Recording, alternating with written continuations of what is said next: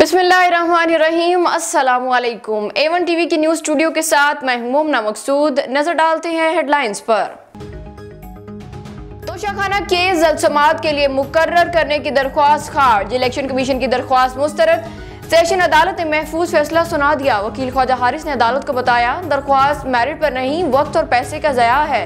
Election commission की जानिब से वकील अमजद परवेज ने दलाइल दिए। कचलाक के इलाके में पुलिस का ऑपरेशन, फायरिंग के तबादले में 4 पुलिस एहलकार शहीद, 1 मुलजिम हलाक। पुलिस की जानिब से इलाके में सर्चिंग का अमल जारी। सुप्रीम कोर्ट की दी गई डेडलाइन खत्म। पंजाब में इलेक्शन के लिए फंड्स का इजरा नहीं हो सका। अदालत ने वफाकी हुकूमत को 10 अप्रैल तक 21 अरब रुपए देने की मोहलत दी थी। इलेक्शन कमीशन हुक्काम रिपोर्ट आज सुप्रीम कोर्ट में जमा कराएंगे।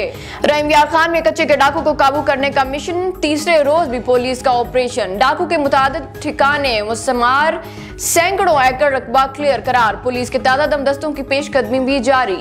और अदालती इस्लाहात बिल पार्लियामेंट के मुश्तरका इजलास में मंजूर। Supreme court practice and procedure bill 2023 वजीर कानून आजम तारड़ ने पेश किया। शिकवार मंजूरी दी गई।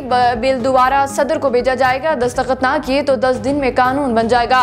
पार्लियामेंट के मुश्तरका इजलास में PTI अरकान का एहतजाज।